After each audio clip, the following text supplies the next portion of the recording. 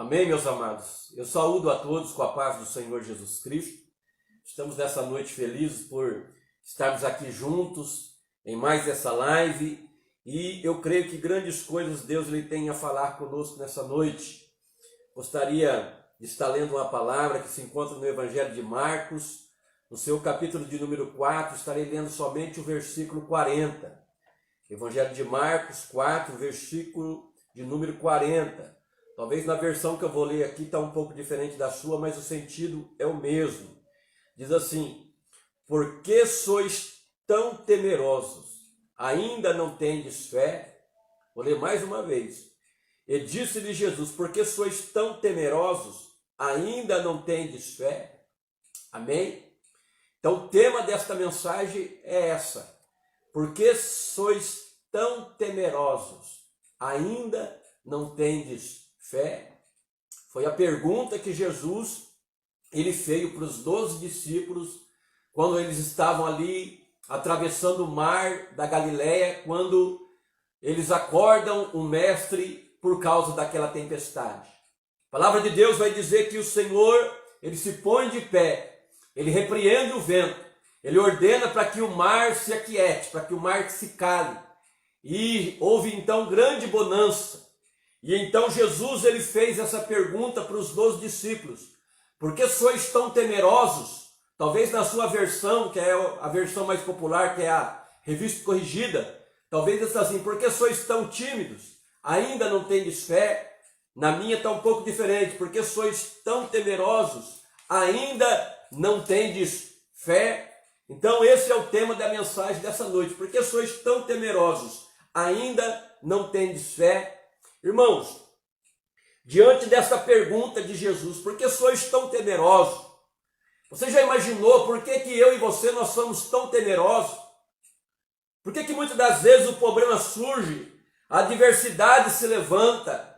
Veja que nesse episódio os discípulos estavam atravessando por uma tempestade. Eles estavam ali no meio do lago de Genezaré, ou como também é conhecido o mar da Galileia. Mas a ordem de Jesus, quando eles entraram dentro daquele barco, a ordem de Jesus era: passemos para o outro lado do lago. Essa era a ordem do Senhor Jesus. Mas a Bíblia Sagrada vai dizer que quando eles estavam no meio daquele lago, uma tempestade então começa. E o barco deles estava a ponto de se naufragar, estava a ponto de afundar. E Jesus estava dormindo na popa do barco, na parte de trás do barco. E os discípulos então, todos eles temerosos, todos eles com medo de o barco naufragar, eles acordam o mestre e diz: Senhor, o Senhor não se importa, estamos perecendo. E Jesus então ele se coloca de pé, ele repreende o vento, ele manda o mar se acalmar e houve grande bonança. E Jesus então fez essa pergunta: por que sois tão temerosos? Ainda não tendes fé? E da mesma forma, meus queridos irmãos, isso também acontece na nossa vida. Veja que a jornada dos discípulos, deles estarem atravessando por esse mar, representa a nossa jornada no mar desta vida também. A ordem de Jesus para eles era: olha, atravessemos do outro lado do mar.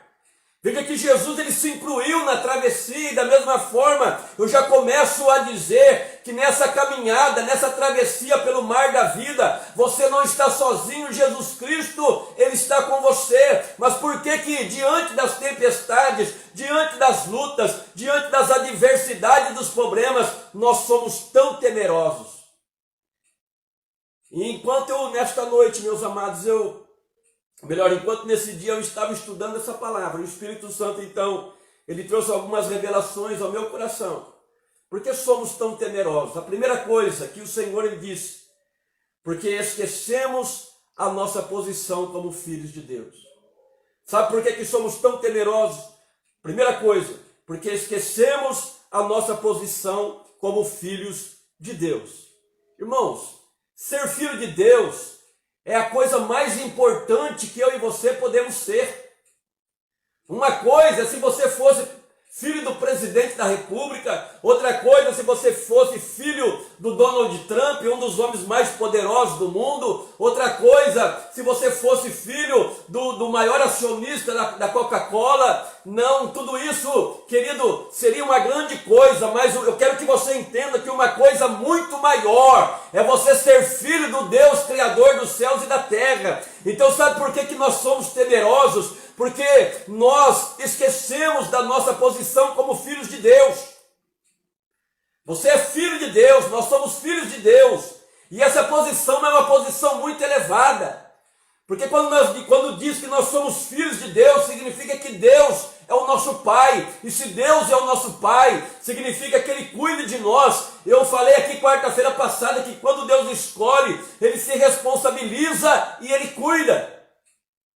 Então nós que somos filhos de Deus, nós temos, aleluia, aqui, ter esse entendimento, conhecer a nossa posição como filhos de Deus.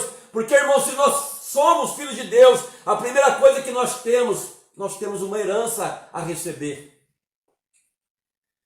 Quando nós somos filhos de Deus, nós temos uma herança a receber. Só que quantas pessoas que se esquecem disso? Você tem uma herança a receber.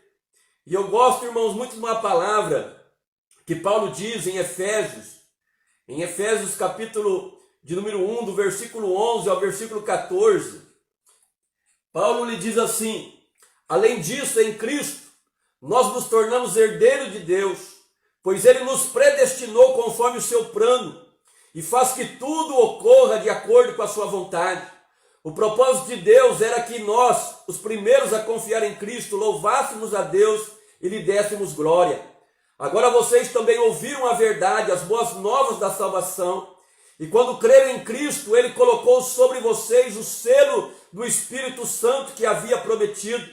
O Espírito Santo é a garantia de nossa herança, até o dia em que Deus nos resgatará como sua propriedade para o louvor de sua glória. Então Paulo está dizendo aqui em Efésios capítulo 1, do versículo 11 ao 14, que nós somos propriedades de Deus, que nós somos herança de Deus, e que Deus nos deu o seu Espírito como penhor, como garantia de que o Senhor ele vai resgatar a sua propriedade, e essa propriedade somos nós. Traduzindo em palavras para você entender, o Espírito Santo é a garantia, o Espírito Santo que Deus te deu, ele é a garantia de que você vai chegar ao céu. O Espírito Santo é a garantia de que você vai chegar ao destinatário. Por isso que ele é o selo. Quando você vai lá no correio com uma carta, eles pegam aquela carta e eles selam aquela carta. O selo é a garantia de que aquela carta não vai se extraviar, mas que aquela carta vai chegar na mão do destinatário. E eu e você também somos da mesma forma. Eu e você somos cartas de Deus e fomos selados com o Espírito Santo. Isso indica que nós vamos chegar ao destinatário, que é o próprio Deus. Significa que Deus vai tomar posse da sua propriedade, que somos nós, a igreja do Senhor. Irmãos, olha quanto que é grande isso. Por que eu digo que é grande? Quando você tem esse conhecimento diante da luta, você sabe que a luta não vai te vencer. Você sabe que você não vai afundar no meio do mar. Você sabe que por mais que Deus esteja em silêncio, porque Jesus estava dormindo, e se Jesus estava dormindo, significava que ele estava em silêncio. Então por mais que Deus esteja em silêncio contigo, meu irmão, minha irmã, querido, analisa o seguinte: Deus, aleluia, quando ele está em silêncio, significa que ele está trabalhando, significa que pode ter certeza que coisas grandes vão vir, que coisas grandes Deus vai fazer na tua vida. Então tenha certeza que por mais que Deus esteja em silêncio, não significa que ele não está te observando, não significa que ele não cuida de você, pelo contrário, aquele que, aleluia, serve ao Senhor, ele tem a garantia de que Deus ele não dorme, de que Deus ele não tosqueneja, mas que Deus 24 horas por dia, ele está contigo te observando. Pode ser o irmão Patrícia. Paulo ainda em Gálatas capítulo 4, versículo 7, ele diz assim: assim que já não é mais servo, mas filho. E se és filho, és também herdeiro de Deus por Cristo. Então olha para você ver, irmãos. Você tem uma herança. Você é filho, você tem herança. Você tem algo a receber de Deus. Você é propriedade de Deus. Em Romanos 8,17, Paulo vai dizer assim: e se nós somos filhos, somos logo herdeiros também, herdeiros de Deus e co-herdeiros de Cristo, se é certo que com ele padecemos, para que também com ele sejamos glorificados. Olha para você ver. Então nós temos uma herança, e quando você sabe que você tem uma herança, você sabe que a luta, a adversidade, por mais, aleluia, que esteja difícil, glória a Deus, irmão Cristiano, louvado seja o nome do Senhor, glória a Deus. Por mais que seja difícil, você sabe que a luta não vai te vencer. Você sabe que, por mais que a tempestade se levante, mas Jesus está no teu barco, e eu costumo dizer que barco aonde Jesus está não afunda, meu querido irmão. Então por que esse pensamento de achar que você vai ser derrotado, de achar que agora não tem jeito, de achar que agora, aleluia, você vai ser vencido por essa luta, que você vai ser vencido por essa enfermidade? Olha o irmão dando testemunho aí, o pai, 46 dias internados, e Deus, para a glória do Senhor, aleluia, a gente está orando por ele, Deus deu, aleluia, o livramento, e hoje ele foi para casa. Glória a Deus. Então Deus, ele é maravilhoso, irmãos. A segunda coisa, por que nós não entendemos a nossa posição como filhos? É porque muitas das vezes, irmãos, nós nos esquecemos que como filhos de Deus, nós temos autoridade. E foi isso que Jesus ele disse para os discípulos. Por que sois tão temerosos? Em algumas versões ele está assim, por que vocês são covardes? Por que vocês têm medo? Vocês ainda não têm fé? Sabe o que Jesus estava dizendo para eles? Olha, não era preciso vocês me acordarem. Foi essa revelação que eu tive estudando esse texto hoje. Não era preciso vocês me acordarem. Olha, por que vocês são tão medrosos? Por que vocês são tão covardes? Por que vocês são tão temerosos? Vocês ainda não têm de fé? Ou seja, Jesus estava dizendo, olha, vocês mesmos, se tivessem fé, poderiam ter repreendido essa tempestade. Foi isso que Jesus estava querendo dizer aos discípulos. Aleluia. Então, irmãos, nós temos que entender que como filhos de Deus, nós temos autoridade. Um dia nós recebemos essa autoridade das mãos do Senhor. Jesus, aleluia, ele deu essa autoridade aos seus discípulos, e eu e você, nós somos discípulos do Senhor. Então, como filho, nós temos essa autoridade. Você tem autoridade para repreender Satanás, autoridade para repreender os demônios, autoridade para repreender essa luta. Você tem autoridade de Deus para repreender esse problema, você tem autoridade de Deus para mandar esse mal embora, meu irmão, minha irmã. Basta você se posicionar em Cristo, basta você tomar a tua posição de filho, porque filho tem autoridade. De calabachuri andalabanaias. A exemplo disso, irmãos, nós podemos ver o filho pródigo. Ele sai da casa do pai, ele gasta os seus bens vivendo dissolutamente. Depois, quando os bens acabam, ele perde os amigos, ele começa a padecer fome, ele vai ao campo apacentar porcos. Ele desejava comer as bolotas que os porcos comiam. Mas um dia ele caiu em si, ele diz, olha, quantos servos de meu pai têm pão à vontade, e eu aqui padeço fome. Levantar-me-ei, irei ter com meu pai, e pedir-lhe-ei, pai, pequei contra os céus, pequei perante ti, já não sou digno de ser chamado teu filho. Então faz-me de um dos teus servos. E a Bíblia diz que ele se levanta e ele vai. E ele estando ainda distante, ainda longe, o pai o avistou e correu ao encontro dele. E quando ele abre a boca para dizer, pai, pequei contra o céu perante ti, o pai nem espera ele falar, o pai dá uma ordem ao servo, olha, trazei rapidamente o melhor vestido, veste meu filho, coloque o sapato nos seus pés, agora coloque o anel no seu dedo. Sabe o que representava o anel? Símbolo de autoridade, ou seja, a autoridade foi restituída àquele filho.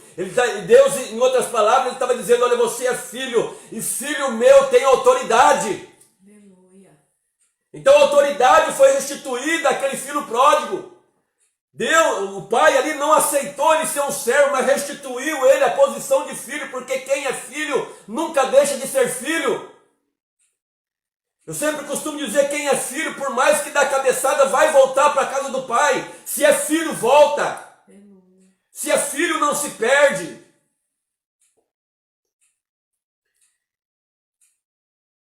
O apóstolo João, na sua carta universal, em 1 João 3,1, ele vai dizer assim: vede quão grande amor nos tem concedido o Pai, que fôssemos chamados filhos de Deus.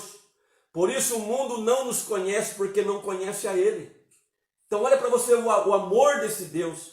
Vede quão grande amor, né, nos foi concedido pelo Pai, que fôssemos chamados filhos de Deus. E se somos filhos, temos uma herança. E se somos filhos, temos autoridade.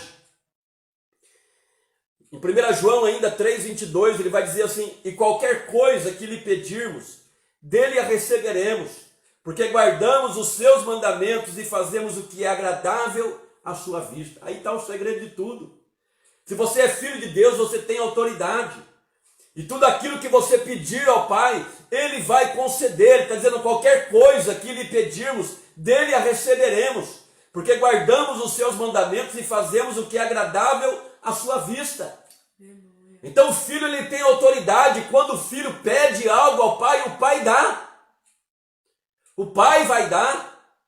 Você que é pai, qual é a vez que o filho chegando em você e pedindo alguma coisa, se você tiver condições, você não vai dar? Claro que você vai dar, mesmo que você não tenha condições, você vai mandar ele esperar, e na hora certa, na hora que você tiver condições, você vai dar aquilo que teu filho quer, aquilo que teu filho pede. Por quê? Porque é filho. Qual é o pai que não tem prazer em estar satisfazendo o desejo do filho, irmãos? O próprio Jesus nos ensinou esse princípio. Ele disse: olha, se vós sendo maus, sabeis dar boas coisas aos vossos filhos, quanto mais o vosso Pai Celestial dará bens àquele que lhe pedirem. Então, meu amado irmão, é promessa de Deus para nós. No Evangelho de João, capítulo 14, versículo 13, Jesus disse assim: e tudo quanto pedirdes em meu nome, eu farei, para que o Pai seja glorificado no Filho. Então é necessário você reconhecer a tua posição como filho.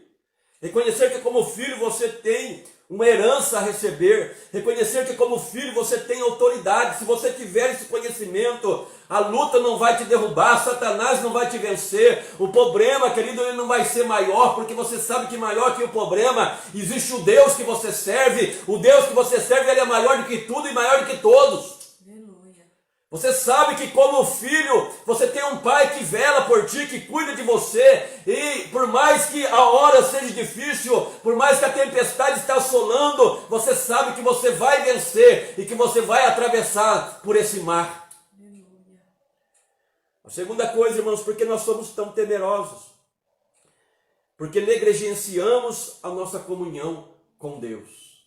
Olha, para você ver como que isso é sério. Porque negligenciamos a nossa comunhão com Deus. Porque, irmãos, quando fala comunhão, significa você estar unido com Cristo. Significa você ter o mesmo ideal com Ele. Significa você viver em união com Ele. Então, comunhão significa partilhar os mesmos interesses, os mesmos ideais. E quantas das vezes nós temos negligenciado a nossa comunhão com Cristo, a nossa comunhão com Ele? Com Ele, irmãos, nós participamos do seu poder. Veja que Lucas, capítulo 10, versículo 19, o próprio Jesus, ele fez para nós essa promessa: eis que vos dou poder para pisar em serpentes e escorpiões e sobre toda a força do inimigo, e nada vos fará dano algum. Então, quando você é filho, você tem uma herança, você tem autoridade, mas quando você vive em comunhão com Ele também, você participa do poder dele também. Esse poder, ele foi delegado a nós, igreja do Senhor. Ele disse: olha, eis que vos dou poder para pisar serpentes e escorpiões e em toda a força do mal, e nada vos fará dano algum. Nada é nada, meus queridos irmãos. Então um dia Ele nos deu poder. Esse poder você recebeu quando você foi batizado com o Espírito Santo. Ele te encheu do poder dele, Ele te encheu da autoridade dele. O próprio Jesus, Ele fez essa promessa aos seus discípulos. Ele disse: ficai em Jerusalém, até que do alto sejais revestidos de poder. Então hoje esse poder, ele está sobre a nossa vida. Hoje esse poder está sobre nós. Esse poder que começou há 2000 anos atrás, no dia do Pentecoste, ele está disponível para todo aquele que buscar, para todo aquele que querer. E pode ter certeza, se você tem esse poder, você vai pisar em serpentes. O que representa serpentes? Representa Satanás e os seus demônios. Os escorpiões, da mesma forma, são animais peçonhentos, animais, aleluia, venenosos, representando toda a casta diabólica, toda a casta do inferno. Você vai pisar sobre toda a força do inimigo e nada vai fazer dano algum. Então olha que poder que é esse, irmãos. Paulo em Efésios 6, versículo 10, ele vai dizer assim: quanto ao mais, sede fortalecidos no Senhor e na força do seu poder. Então esse poder está disponível, e quando você tem esse poder, você ordena e a tempestade tem que cessar, você ordena e o vento tem que se acalmar, você ordena e Satanás tem que sair da tua casa, você ordena e o diabo tem que deixar o teu casamento em paz, você ordena, aleluia, a enfermidade ela tem que sair. Por quê? Porque esse poder está sobre a tua vida, e Deus, aleluia, ele vela pela palavra dele para cumprir. Eu me lembro certa feita, irmãos, a gente estava numa casa de uma irmã, e a gente estava orando com uma pessoa, uma mulher, e essa mulher ficou possessa, ficou endemoniada. E todo demônio, a princípio, ele quer fazer graça, ele quer dar uma de forte. E tá aí a pastora, ela vai se lembrar disso. E eu citei essa passagem, eu citei Lucas 10, 19, ele diz: olha, Satanás, está escrito, Jesus Cristo falou: eis que vos dou poder para pisar serpentes e escorpiões em toda a força do mal, então eu te ordeno, sai dela. Irmãos, quando eu comecei a citar, ela colocava a mão nos ouvidos, o diabo fazia ela colocar as mãos nos ouvidos para não ouvir a palavra de Deus. Era ou não era?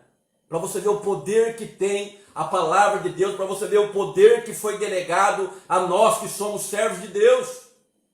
Então você tem esse poder sobre a tua vida. Irmãos, e quando nós temos esse poder sobre nós, querido, nós vamos entender que com ele nós nunca seremos derrotados. Vou repetir, com ele nós nunca seremos derrotados. Porque você serve a um Deus que não conhece derrota. Você serve a um Deus que você lê a palavra dele de Gênesis a Apocalipse, você nunca vai ver Deus perdendo uma guerra, você nunca vai ver Deus perdendo uma batalha. Todo aquele que confiou inteiramente no Senhor saiu vitorioso, porque com ele nunca nós seremos derrotados. Sabe por quê? Porque a nossa vitória já foi conquistada a preço de sangue na cruz do Calvário. Paulo vai dizer lá em Colossenses que Jesus Cristo triunfou sobre os potestades, sobre os principados, e os expôs publicamente ao desprezo, triunfou sobre eles na cruz do Calvário. Então é algo que Cristo já fez por nós. O próprio Paulo em Romanos 8,31, ele vai dizer assim: que diremos, pois, a estas coisas? Se Deus é por nós, quem será contra nós? Se Deus está do nosso lado, irmãos, quem pode se levantar contra nós? É por isso que eu digo que com ele nós nunca seremos derrotados. Com ele você nunca vai ser derrotado. Porque se ele é por você, quem pode se levantar contra você? Se Deus é por nós, quem será contra nós? Ainda em Romanos 8, versículo 37, Paulo vai declarar: mas em todas estas coisas somos mais do que vencedores por aquele que nos amou. Agora eu te pergunto, onde está a tempestade? Por isso Jesus perguntou: por que vocês são tão temerosos? Ainda não tendes fé? Se você tem fé, se você confia, se você conhece a tua posição como filho, você vai triunfar, você vai vencer, o diabo vai ter que bater em retirada, o diabo vai fugir de você, querido. Por quê? Porque se Deus é com você, ninguém pode ser contra você. Em todas essas coisas somos mais do que vencedores, Paulo declarou em Romanos 8:37. Em Isaías 43:13, Deus faz uma grande declaração e ele diz assim: ainda antes que houvesse dia, eu sou, e ninguém há que possa fazer escapar das minhas mãos. Agindo eu, quem impedirá? Então, irmãos, ele é teu pai, você é filho, e o pai agindo, quem vai impedir o agir do pai? Mas tudo isso, querido, tem que estar sobre a nossa mente constantemente, para que quando surgir o problema, você vai se lembrar daquilo que a palavra de Deus diz que você é. Você é aquilo que a palavra diz que você é. Pastor Márcio Valadão, ele sempre costuma repetir essa frase, e eu gosto muito. Você é aquilo que a palavra diz que você é.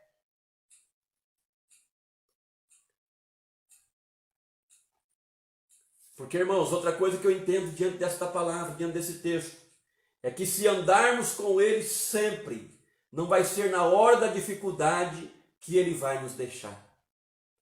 Você tem um pensamento que muitas vezes está na mente de muitos crentes e que entristece o coração do Espírito Santo de Deus, é isso. É achar que na hora da luta você pensa que você está sozinho. Na hora da dificuldade, você acha que Deus te abandonou. Na hora do problema, você acha que Deus não se importa. Isso fere o coração de Deus, irmãos. Por quê? Porque Ele é Pai. Imagina o teu filho chegando em você que é pai, dizendo, olha, o Senhor não se importa comigo, não feria o teu coração? Não iria ferir o teu coração? Eu tenho certeza que iria ferir, porque todo pai ama os filhos. Agora imagine o teu filho chegando, olha, pai, o Senhor não se importa comigo. Isso iria te ferir, e da mesma forma também é em relação a Deus, quando eu e você, na hora da dificuldade, na hora da luta, muitas vezes nós pensamos que Deus nos abandonou, que Deus não se importa, que Deus não está aí para nós. Mude esse pensamento, meu querido irmão, porque se andarmos com Ele sempre, não vai ser na hora da dificuldade que Ele vai te abandonar. Davi ele tinha esse conhecimento, no Salmo 23 ele vai dizer, o Senhor é o meu pastor e nada me faltará. Deitar-me faz em verdes pastos, guia-me mansamente às águas tranquilas, refrigera a minha alma, guia-me pelas veredas da justiça por amor do seu nome. Aí no verso 4 ele faz uma grande declaração, ele vai dizer assim, ainda que eu ande pelo vale da sombra da morte, não temerei mal algum, porque tu estás comigo, a tua vara e o teu cajado me consolam. Mas eu quero ler agora aqui numa outra versão, porque vai dar a definição melhor, vai dizer assim, mesmo quando eu andar por um vale de trevas e morte, não temerei perigo algum, pois tu estás comigo, a tua vara e o teu cajado me protegem. Olha para você ver. Ele está falando que o Senhor é o seu pastor. Ele era ovelha. Então o Senhor é o nosso pastor. Nós somos ovelha. E Ele é o bom pastor. E Ele mesmo disse, olha, o bom pastor, Ele dá a vida pelas ovelhas. Aquilo que era maior que Ele podia fazer por você, aquilo de maior grandeza Ele já fez por nós, que foi dar a vida dele por nós na cruz do Calvário, meus amados irmãos. Então você acha que na hora do perigo Ele vai te abandonar? Veja que Davi, na parte B, ele diz assim, a tua vara e o teu cajado me protegem. Ele diz aqui, a tua vara e o teu cajado. Para que servia a vara? Justamente para proteger o rebanho. Se viesse um lobo, se viesse um urso, se viesse um leão, era uma das armas que o pastor ele tinha. Através daquela vara, ele mandava aquela vara em cima daquele animal selvagem. Ele mandava, aquela vara ela era grossa, muitas vezes era de uma madeira resistente. E aonde aquela vara descia, meu querido, se batesse na cabeça, era uma só na cabeça do lobo, ele não ia querer duas. Então servia para proteger o rebanho, mas ele está dizendo a tua vara e o teu cajado. O cajado, ele é uma espécie de uma vara, só que ele é curva. É como se fosse um gancho. Para que serve aquele gancho? Para proteger também. Porque, irmãos, o cajado, ele protege, ele ampara, o cajado socorre, ele dá a direção, mas o cajado também ele disciplina. Então quando o pastor usa o cajado, não fica triste não. Se o pastor está usando o cajado é porque ele está te amparando através da palavra, ele está te socorrendo através da palavra, ele está te direcionando através da palavra, e ele está te disciplinando através da palavra. A mesma coisa que o pastor de ovelhas, ele faz com o rebanho. Porque o cajado, ele é curvo.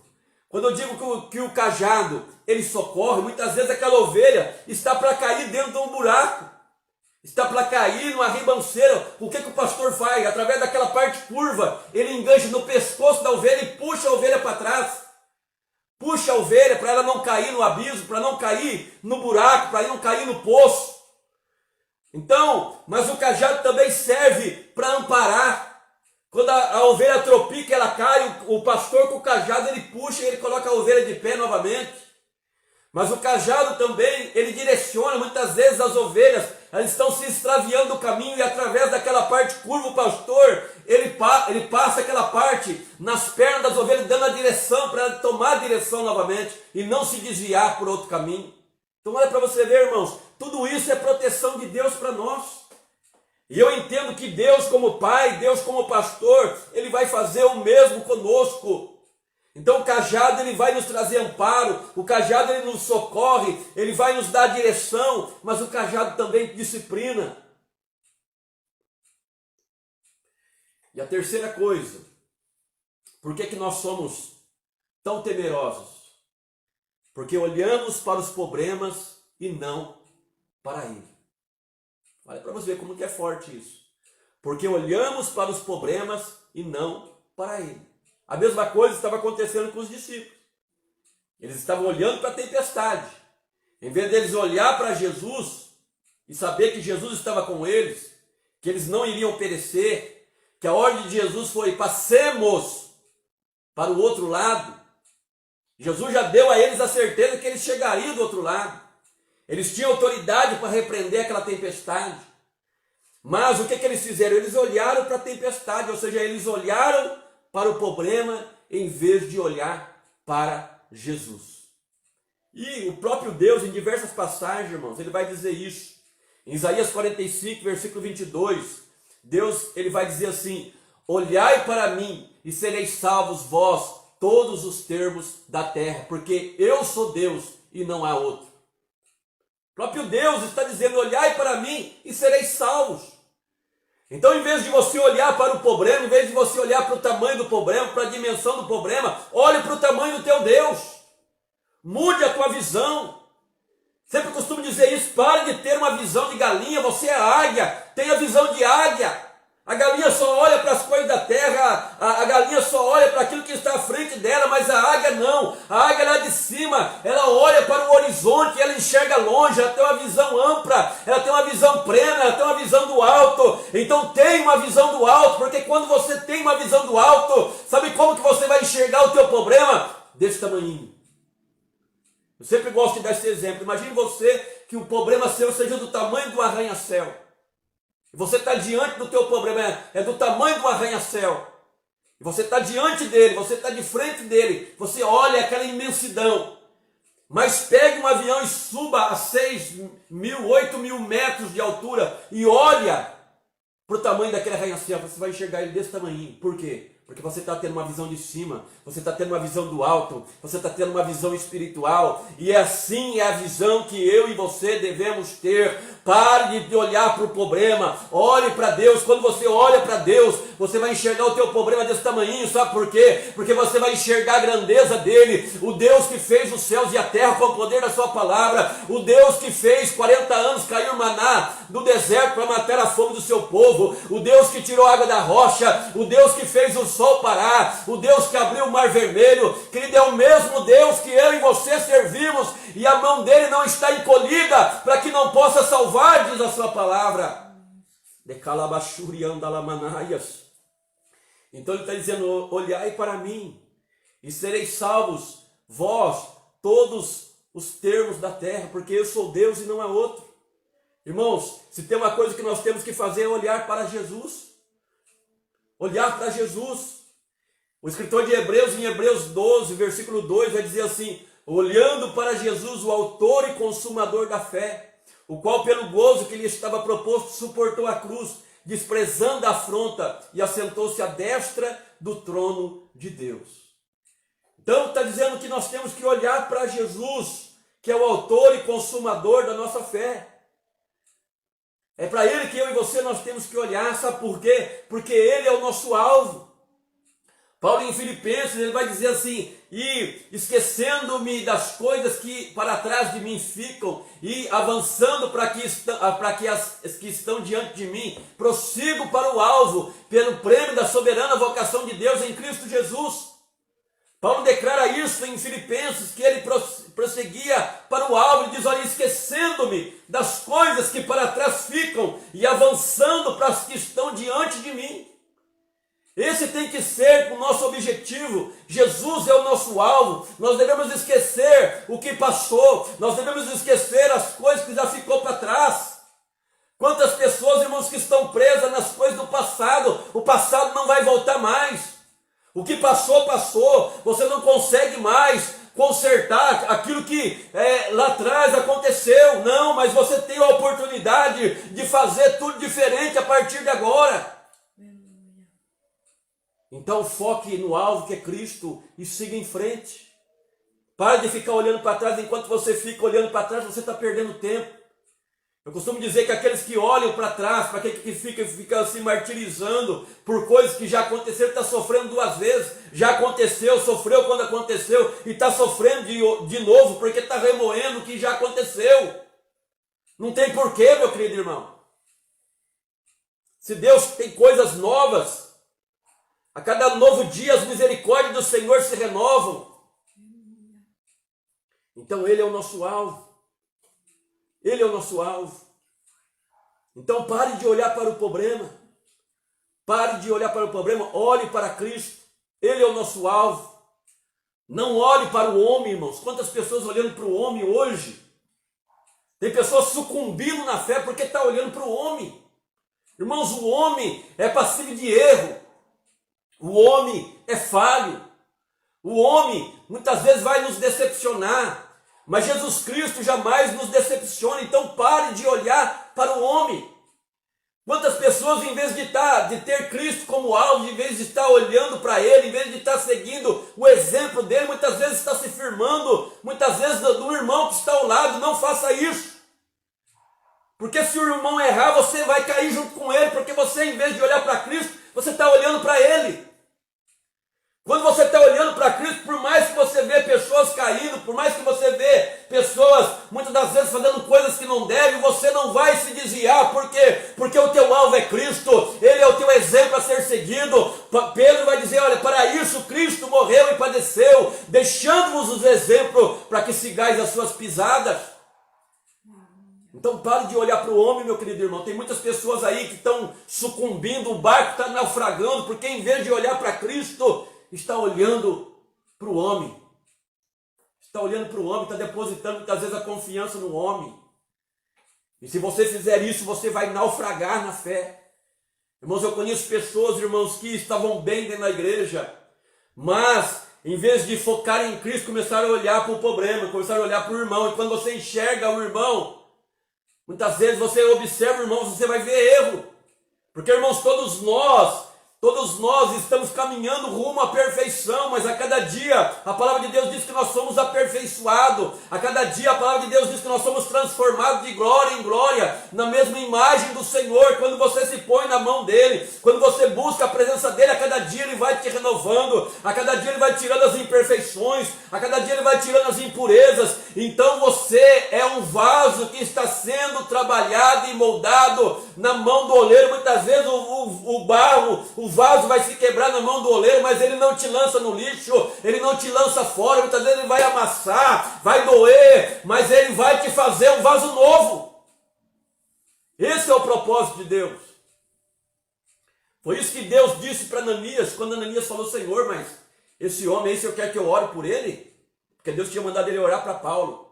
Mas é muito que eu ouço acerca desse homem, quanto tem prejudicado a tua igreja, o quanto tem lançado no cárcere homens e mulheres, e agora veio aqui em Damasco para prender nós os cristãos.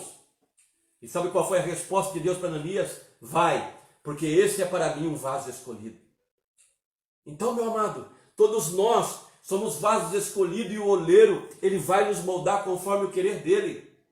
Mas o segredo de tudo para mim e para você seguir nessa caminhada cristã é focar nele. Ele é o teu alvo. Jesus ele disse assim, irmãos, que qualquer que lança a mão no arado e olha para trás não é apto para o reino. Deixa eu te explicar o que ele quis dizer. Os mais velhos aí vão saber o que eu estou dizendo. Antigamente o arado ele era puxado por animais. E quando alguém ia arar a terra, quando ele ia arar a terra, ele tinha que marcar um ponto do outro lado. E ele fixar naquele ponto e ele ir com o arado em direção àquele ponto para que o suco do arado ficasse reto. Mas quando alguém estava com um arado, se ele ficasse olhando o passarinho que estava voando, se ele ficasse olhando qualquer barulho que acontecesse, o que ia acontecer? Ele ia entortar e ele ia se desviar. Muitas vezes um suco ia se encontrar com o outro e ia virar aquela bagunça. Então, da mesma forma também é o que Deus está dizendo, quando ele está dizendo, olha, qualquer que lança a mão no arado, o arado significa a nossa caminhada cristã, mas nós temos que focar o alvo é Cristo, não podemos olhar para trás. Olha o que aconteceu com a mulher de Ló, ela olhou para trás com saudade da vida que outrora tinha em Sodoma, ela se transformou numa estátua de sal, mas o segredo é olhar para frente, o segredo é estar caminhando, marchando a cada dia, olhando para Jesus, que é o autor e consumador da fé, não olhando para o irmão, não olhando para o problema do irmão, pelo contrário, você tem que orar para o teu irmão, você tem que orar por ele, você tem que pedir para que Deus transforme ele, para que Deus fortalece ele e você fazer a tua parte. Sabe por que eu digo isso, irmãos? Não sei por que Deus está me levando por essa parte, Deus sabe. Sabe por que eu digo isso? Porque a salvação é individual. A palavra de Deus diz assim que cada um de nós dará conta de si mesmo a Deus. Não sou eu que vou dar conta da vida pastora. Eu vou dar conta da vida dos irmãos, porque eu sou pastor e o pastor vai ter que dar conta das ovelhas. Vai ter que dar conta, mas você também vai ter que dar conta da tua própria vida perante Deus. Você vai ter que dar conta. Então cada um de nós dará conta de si mesmo, então não tem por que ficar focando na vida do outro. Deixa o irmão para lá, ore para a vida do irmão, peça para que Deus abençoe o irmão, mas você segue avante, teu alvo é Cristo. Se o irmão está fazendo coisa errada, é problema dele. Você tem que fazer certo. Você tem que sempre ser o oposto. Se o irmão está fazendo coisa errada, eu vou fazer certo. Se o irmão é fofoqueiro, fala mal dos outros, não, eu tenho que ser uma pessoa que eu venha abençoar o irmão e não falar mal. Então, querido, não olhe para o homem, olhe para Cristo. Paulo, em Efésios 5, versículo 1, ele vai dizer assim: sede, pois, imitadores de Deus como filhos amados. Você já prestou atenção que os filhos, eles imitam o pai em tudo? Quem já prestou atenção nisso? Eu já prestei atenção. Tudo que o filho vê o pai fazendo, ele faz igualmente. Então, o teu filho, eu costumo dizer que o teu filho é o teu reflexo. O teu filho é o teu reflexo. É a mesma coisa de você estar olhando no espelho. Assim vai ser o teu filho. Ele vai fazer tudo o que você faz. Então, aí o cuidado dos pais na criação dos filhos. Por quê? O teu filho vai ser o teu xerox. O teu filho vai ser o teu exemplo. Ele vai ser o teu exemplo. E está dizendo, sede, pois, imitadores de Deus como filhos amados. Ou seja, tudo aquilo que nós lemos na palavra, que Jesus fez, da forma como Jesus andou, assim também nós temos que andar nele. Assim também nós temos que imitar ele. Como Pedro falou assim, por isso Cristo morreu e padeceu, deixando-vos o exemplo para que segais as suas pisadas. Mas por que somos tão temerosos? Vem aí a quarta coisa. Porque sofremos a influência negativa do mundo. Principalmente, irmãos, nos dias que nós estamos vivendo, quanto que as pessoas, o quanto que os crentes estão sofrendo a influência do mundo, irmãos. Isso é muito sério. Porque, irmão, se você sofrer as influências do mundo e se você se moldar segundo as influências do mundo, isso é muito sério. Paulo falou disso lá em Romanos capítulo 12, diz, olha, não... rogo-vos pela compaixão de Deus que apresentei vossos corpos em sacrifício vivo, santo e agradável a Deus, que é o vosso culto racional, e não vos conformeis com este mundo. Então ele já disse para nós não nos conformar. Muitas das vezes tem pessoas que estão sofrendo a influência negativa do mundo. Então por isso estão temendo tanto. Por quê? Porque em vez de seguirem, em vez de valorizarem aquilo que a palavra diz, vou tornar a repetir, você é aquilo que a palavra de Deus diz que você é.